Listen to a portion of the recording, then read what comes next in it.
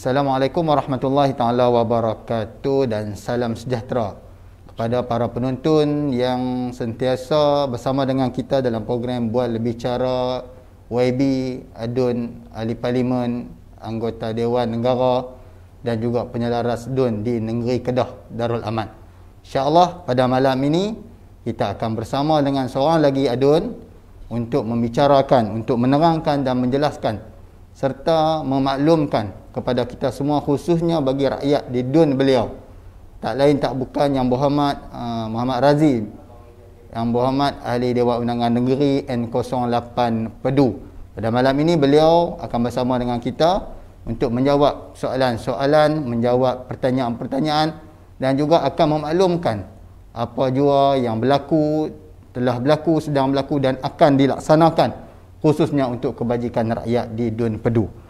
Jadi Assalamualaikum Yang Berhormat Pak Su. Assalamualaikum warahmatullahi wabarakatuh. Khabar sihat Pak Su? No? Alhamdulillah. Ni saya panggil Pak Su ke panggil Yang Berhormat ni? Panggil Pak Su. Panggil Pak Su, lebih mesra dengan panggilan Pak Su, no, Pak Su. Pak Su, kita nak sembang hari ni lebih kurang cerita perjalanan hidup Pak Su, perjalanan politik Pak Su, perjalanan Pak Su sekarang sebagai Yang Berhormat DUN Pedu. Jadi seperti yang sedia maklum, sebelum ni Pak Su adalah seorang peniaga. Dan difahamkan Pak Su buka perniagaan hardware. Jadi tak banyak orang Melayu lah, cerita dia mudah ni, tak ramai orang Melayu boleh menguasai ataupun berniaga hardware. Jadi macam mana Pak Su boleh mula berniaga hardware tu, yang selalunya orang tahu hardware ni orang bukan Melayu lah, Cina lah yang duk kontrol. Jadi macam mana Pak Su? Assalamualaikum warahmatullahi wabarakatuh. Terima kasih kepada Hanifi yang tanya soalan cepu mai. Jadi masa tu Pak Su berniaga macam-macam lah. Ya. Sampai satu masa buat projek, masa tu ada lesen kontraktor. Jadi selama buat projek-projek ni, ya. jadi dapatlah kawan-kawan daripada supplier daripada syarikat-syarikat besi, simen apa semua. Ya, ya. Jadi celah tu jadi kawan-kawan lah bagi cadangan. Kawan-kawan dia bukan daripada Melayu, daripada Cina. Cina sendiri bagi cadangan. Kawan Cina bagi cadangan. Dia kata sebelah Pedu ni tak ada lagi kedai Melayu. Jadi hang balik buka lah. Jadi kami tolong. Ya. Jadi bermula pada situ lah. Jadi cadangan daripada orang bukan Melayu juga untuk Pak Su buka. Dan mereka support Pak Su, no? Support. Alhamdulillah. Dan macam mana perniagaan tu sekarang ni Pak Su? Masih berjalan ataupun dipindah milik pada anak ke? Alhamdulillah perniagaan tu masih berjalan, tapi secara kecil-kecilan, tak buat besar-besaran macam dulu. Masalah kita turun kepada anak. Ya. Jadi anak-anak ni tak ada pengalaman. Jadi kita tak boleh mengharapkan semua lah. Cuma kita bagi boleh hidup, boleh sara hidup keluarga dia lah. Ya. InsyaAllah, maksudnya masih lagi Pak Su duk tunjuk ajak kat mereka lah. Kita duk tunjuk ajak tu lah sikit. Sebab payah nak jumpa hardware Melayu ni. Ada berapa tempat di Kedah ni? Tapi lah di belah sana banyak dah kedai hardware Melayu. Banyak dah Melayu. Alhamdulillah. Lepas Pak Su buka tu tumbuh pula dua pula kedai Melayu. Alhamdulillah lah, dua-dua berjaya. Ya, Alhamdulillah, kita harap orang Pak Su pun harap macam tu lah. Kalau tempat-tempat lain, orang-orang Melayu ni bolehlah buka hardware untuk membantu masyarakat kita sendiri. Ya. Baik Pak Su. Jadi Pak Su dalam kesibukan berniaga hardware ni, jadi Pak Su pula dipilih sebagai orang yang terlibat dengan politik, khususnya di Padang Terap, DUN Pedu lah. Pengarah MTD sebelum ni Pak Su.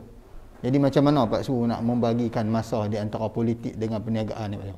Jadi masa jadi pengarah MTD, bendahari PAH kawasan, masa tu berniaga. Ya. Jadi kita berniaga, kita ambil lah masa untuk politik ni sehari sejam. Kalau tak ambil petang, ambil belah malam. Jadi tak ganggulah dengan perniagaan. Ya. Kita bagi masa macam tu lah. Baik. Kalau ada program-program parti yang ni, kita bagi anak lah jaga. Tumpu ke politik bagi meninggal bagi anak asal pegang. Sementara. Jadi Pak Su, penerimaan keluarga tu macam mana Pak Su? Isteri Pak Su terlibat dengan politik ni, khususnya selepas jadi DUN ni.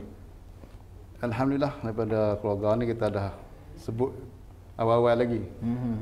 Jadi Pak Su ni kalau cerita terlibat dalam politik ni umur 15 tahun. Oh, dia lama ah. Masa tu arwah ayah ni sebagai ketua PAS cawangan.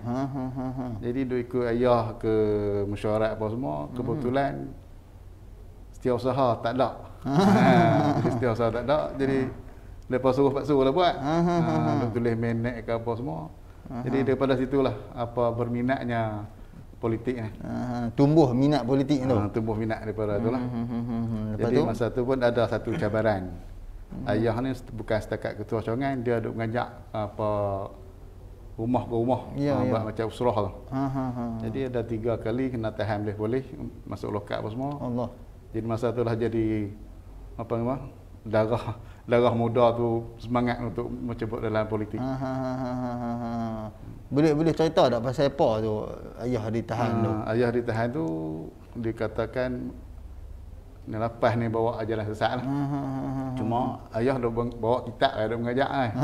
Tapi masa tu mungkin zaman tu. Stigma zaman tu. Orang tengok PAS gitu tu. Ya. Jadi Pak Su bermula daripada memangku setiausaha. Memangku setiausaha. Ayah ketua cawangan. Ketua cawangan. 2 beranak dalam cawangan tu. Alhamdulillah. Jadi turun orang kata tak ke mana tumpahnya kuah kalau tak ke nasi. Ni alhamdulillah Pak Su sendiri mewarisi daripada ayah lah dalam perjuangan politik ni Pak Su. Jadi setakatlah ni anak-anak semua menerima ayah dia bertambah sibuk sebagai adun. InsyaAllah semua bakat terima. Bakat semua terima, alhamdulillah. Jadi tuan-tuan dan puan-puan, kita berehat sebentar. Tadi kita dengar cerita macam mana Pak Su boleh buka perniagaan hardware. Orang Melayu ni tuan-tuan bukan senang nak boleh buka hardware ni. Kita duk tengok banyak hardware ni dikuasai oleh bukan Melayu. Jadi saya mengharapkan dengan apa yang Pak Su cerita tu menimbulkan rasa keinginan dan semangat khususnya untuk anak muda orang Melayu ni untuk menceburkan diri dalam bidang hardware. Jadi jangan ke mana-mana, kita akan kembali selepas ini dengan soalan dan juga isu-isu yang lebih panas.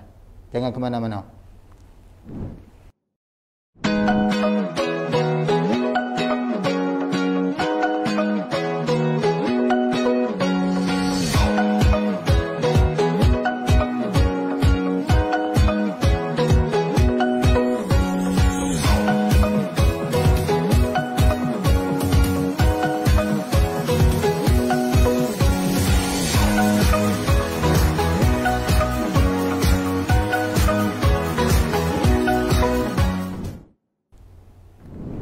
Kita kembali ke bual bicara Yang Berhormat pada malam ini bersama dengan Yang Berhormat Adun Pedu yang lebih mesra dikenali sebagai Pak Sudi. Di kalangan masyarakat Dun Pedu ni orang jarang panggil YB, tapi dengar orang duk sebut orang panggil dia Pak Su. Jadi insya-Allah bersama dengan Pak Su tadi kita dah sembang pasal keluarga Pak Su, bagaimana Pak Su menjalankan perniagaan hardware satu-satunya Melayu zaman tu lah. Lah ni Pak Su beritahu ramai dah orang Melayu buka berniaga hardware. Jadi insya-Allah pada Pak Su untuk kali ni kita nak sembang pasal Dun Pedu Pak Su. Dun Pedu ni kita tahulah dun yang luar bandar. Masyarakat dia masyarakat luar bandar. Jadi banyak ataupun ada masalah yang selalu dibangkitkan oleh masyarakat pada Pak Su. Jadi masalah masyarakat di Dun Pedu ni utamanya jalan. Jalannya. Jalan-jalan kampung, lepas tu titi, kalver. Jadi infrastruktur lah kita kata. Jadi banyak kan kebun. Jadi kebun kalau tak ada jalan nak kena duk akut sekerak. Ya. Dengan motor, jadi kalau kena setuai tu 5 bunyi. Jenuh akut lah. Ya. Tapi alhamdulillah apabila kita meretah di negeri Kedah ni, jadi peruntukan untuk adun dia ada 200,000 setahun. Ya. Jadi Pak Su ambil pendekatan buka jalan baru untuk perkebun dan rumah. Jadi mana-mana yang ada rizab jalan dan tuan rumah, tuan tanah bagi, kita buka jalan baru untuk bagi kesenangan kepada masyarakat lah, untuk mengeluarkan hasil tanaman. InsyaAllah pada masa akan datang kita tengoklah tempat-tempat yang apa yang perlu. Dan ni sekarang maksudnya sekarang ni keperluan masyarakat tu pada jalan lah. Jalan. So, yang lain tu rasanya tak menjadi. Tak tak apa ni sangatlah. Kecuali rumah biasalah. Rumah ni bila-bila pun dia ada kebocoran, ada apa semua. Yang tu pun kita ambil pedulilah. Ambil cakna tentang masalah rumah rakyat noh. Lepas tu kita tahulah perbezaan di antara dun bandar dengan dun luar bandar. Jadi kalau Pak Su duk tengok antara apa yang sepatutnya bagi dun pedu ni ada supaya dia ni tak ketinggalan jauh dengan dun bandar. Jadi kalau kita melihat di dun pedu lah. Dun pedu ni dia nampak macam terpaling ulu. Terpaling ulu. Pasal dia ada tekan nakar. Tapi tiada bangunan yang dibuat oleh kerajaan. Semua yang ada di Pekan Nakar tu, kedai-kedai ke apa semua hak milik individu. Ya. Jadi cumanya ada kedai kedar. Daripada kedar. Yang tu yang daripada Jabatan Kerajaan. Jadi masalahnya lah ni banyak kekurangan lah yang perlu kerajaan ambil perhatian lah. Contohnya ATM tak ada. Balai polis pun hanya pondok polis. Bukan balai, pondok polis. Ya. Jadi pondok polis tu pun kira kita kata memang daif. Daripada mula dulu pondok polis yang bertiang. Tiang kayu. Ya. Tapi dia ambil tanah bubuh dalam tu, bubuh simen dia jadi satu tingkat. Jadi hak lama. Jadi takkanlah tak ada lagi lah nampak perancangan untuk menjadikan balai polis di Nakar ni. Yang keduanya adalah pasal-pasal macam apa sebut dalam dewan baru ni. Ya. Market ikan pun tak ada. Menega bawah pokok buku 5. Jadi nampak macam lekeh sangat. Jadi padahalnya Nakar tu orang ramai. Kalau ikut penduduk dia padat. Ya. Jadi kalau pada Felda Lubuk kalau nak ke bank kena pokok senang. Jadi yang tu lah jadi kekurangannya ada di Dun Pedu ni. Jadi banyak, kalau kita tengok tu perkara-perkara sepatutnya asas tu kena ada lah. Kena ada ATM, mesin ATM. Mesin ATM. Klinik kesihatan ada? Klinik kesihatan ada. Ni alhamdulillah. Maksudnya kita harap kerajaan yang ada hari ni untuk melihat pembangunan yang sepatutnya lah perkara asas yang ada di bandar tu mesti ada di walaupun kawasan bakso kata terpaling ulu tu. Terpaling ulu. Tapi bakso Dun Pedu ni kita sedia maklumlah kawasan buah-buahan tempatan. Dan baru ni pun bila main musim buah ni lambakan buah tu berlaku bakso. Jadi macam mana Pak Su bertindak untuk selesaikan isu lambakan buah-buahan ni? Jadi isu buah-buahan jadi lambakan ni macam sebelum ni lah. Musim buah baru ni Pak Su ambil berdekatan buat satu tim ambil buah-buah daripada orang-orang kampung hantar ke kawasan-kawasan yang buah tak ada. Jadi untuk bagi nafas lega sikitlah kepada tuan dusun ni. Pasal duk tengok buah membazak saja kan. Ya. Jadi bila bazak saja kita ambil lah pendekatan pergi ambil pergi hantar kat orang. Bukan kita beli apa semua, cuma tolong nak bagi kesian kat orang pun duk tengok buah. Ya. Jadi kita ambil pendekatan buah buruk atas pokok lah. Buruk atas pokok. Jadi Pak Su tu lah Pak Su cadangkan supaya kerajaan ambil satu inisiatif buka kilang mengetin. Mengetin buah muktan ni kan. Ya. Jadi bolehlah memasakkan buah tu walaupun habis di musim di Kedah kita boleh ambil buah di negeri-negeri lain kita buat mengetin. Macam buah di Pedak pun sama juga. Dia boleh buat kering, boleh buat apa kan. Jadi sikit banyak boleh membantu masyarakat lah. Jadi buah apa yang banyak kawasan tu Pak Su yang Pak Su cadangkan untuk kerajaan ambil perhatian? Yang banyak ni buah rambutan, dokong, buah lasak, buah cepedak.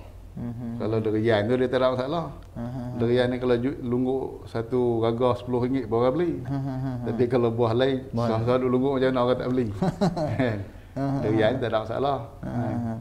Jadi boleh dah Pak Su kalau lah kita cadangkan kepada kerajaan negeri lah untuk buat satu macam pelancongan main musim buah ni, kerajaan negeri buat satu program bawa mai pelancong pergi Pedu untuk makan buah-buahan?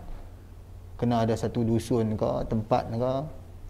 Yang tu pasal ingat dia kena buat sesuatu lah kan. Untuk mencari pelancong mai makan buah ni dia rasanya susah juga. Ya. Pasal buah ni bukan setakat di daerah Padang Terang. Ya. Boleh kata daerah Sik, daerah Baling, daerah Kuala Muda, banyak dusun. Tapi kalau nak buat macam tu dia kena ada satu sistem yang boleh panggil pelancong lah. Kalau macam arwah Ustaz Azizan nak buat dulu di Tasik Pedu. Dia cakap geti bunga. Kalau macam tu insya-Allah. Pasal masa tu arwah cadang tanam berbagai jenis buah-buahan. Jadi dia tak ada musim. Kalau musim buah cedak, musim buah dokong. Jadi musim buah asam, musim buah pelam. Jadi tidak ada waktu. Jadi kalau macam tu insya-Allah lah kalau untuk pelancong ni dia lebih menepati sasaran lah. Ya.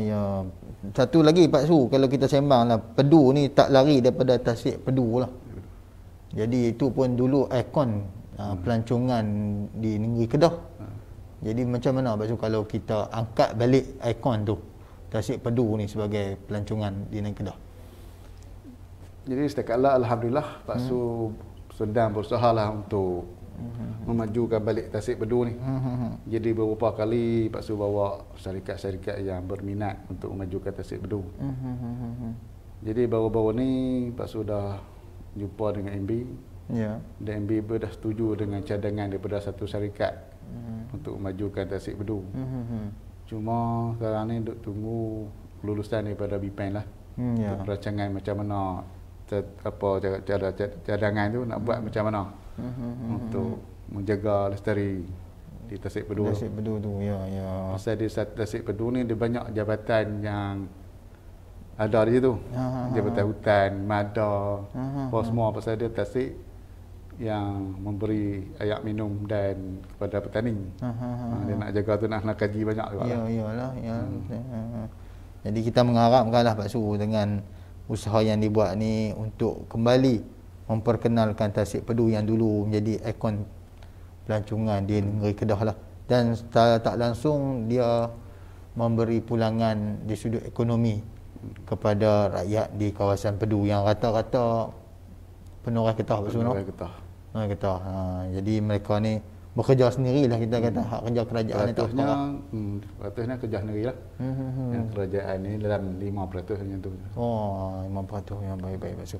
InsyaAllah tuan-tuan, para penonton sekalian, kita tengok dalam kawasan Pedu ni, kita kenal Tasik Pedu Lake Resort dulu. Sekarang ni kita harap dengan rancangan dan juga cadangan Pak Su untuk kembali mengangkat semula ikon pelancongan negeri Kedah. Dan tak lupa Carok Genti Bunga Pak Su, tu dalam kawasan Pedu tu. Kita mengharapkan ada tindakan kesinambungan dengan usaha yang dibuat oleh almarhum Datuk Seri Tan Sri Diraja Ustaz Izzan Abdul Razak dulu untuk membangunkan Carok Genti Bunga akan diteruskan pada masa akan datang. InsyaAllah jangan ke mana-mana, kita kembali selepas ini dengan soal jawab yang berbincang tentang urusan negeri dan juga negara. Dan kita akan minta pandangan daripada Pak Su. Jadi kita kembali selepas ini.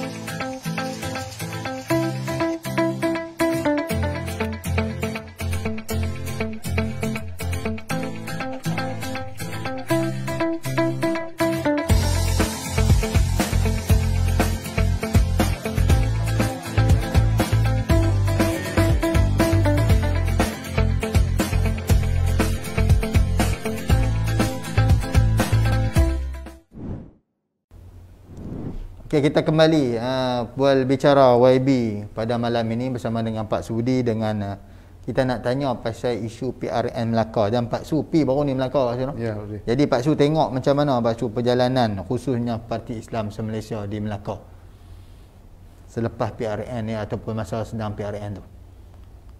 Alhamdulillah apabila PRN di Melaka, apabila kita bersama dengan PN Ya. untuk menghadapi pilihan raya di Melaka. Alhamdulillah kita tengok suasana yang berbeza lah daripada sebelum-sebelum ni. Ya. Jadi sebelum-sebelum ni kita untuk berlawan 2-3 penjuru. Tapi sekali ni berlawan 2-3 penjuru dengan cara macam duduk sekali. Ya. Walaupun kita tak duduk dalam UMNO, tapi kita buat bekerja dia jadi macam sama. Cumanya apabila berlaku pilihan raya di masa COVID-19 ni, SOP dah terlalu ketat. Jadi masa kempen pilihan raya ni dia jadi tak torah nak buat macam mana. Tak torah nak buat macam mana. Di rumah ramai-ramai tak boleh. Nak ceramah tak boleh. Ya. Nak kumpul ramai-ramai tak boleh. Jadi suasana tu dia jadi macam satu suasana baru untuk kempen pilihan raya ni. Jadi alhamdulillah PAS di kawasan yang Serkam ni yang diamanahkan untuk Kedah jaga ni, alhamdulillah dengan komitmen yang tinggi daripada masyarakat dan penyokong PAS di Serkam ni dapat bekerja dengan secara tertib lah mengikut SOP. Jadi tahniah lah walaupun PAS Serkam tak menang, tapi di segi moralnya menang. Ya. Saya cuma kita kalah 79 undi. 79 undi saja. Peratusan kelak mengundi Dun Serkam tu tak ramai kot pasal. Tak ramai. Kalau agak ramai silap belah kita boleh menang. InsyaAllah kita dapat satu kursi. Satu kursi. InsyaAllah satu kursi di Melaka. Jadi Pak Su berapa hari betul di Melaka tu? Jadi di Melaka tak apa hari lah pasal sangkut dengan sidang dos. Sidang dos. Habis sidang. Jadi habis sidang dos Khamis tu balik ambil Kemaju terus pergi sana. Sampai sana pukul 3 pagi. 3 pagi ya. Sampai 3 pagi.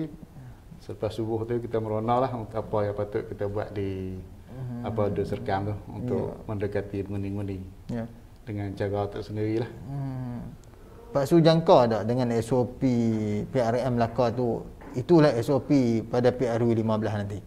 Boleh jadi tak? Jadi Pak Su menjagakan macam tu lah. Maknanya kita ni kena bersiap sedialah untuk menghadapi PRU 15 ni dengan cara SOP yang telah dibuat oleh MKN kepada PRN Melaka. Ya.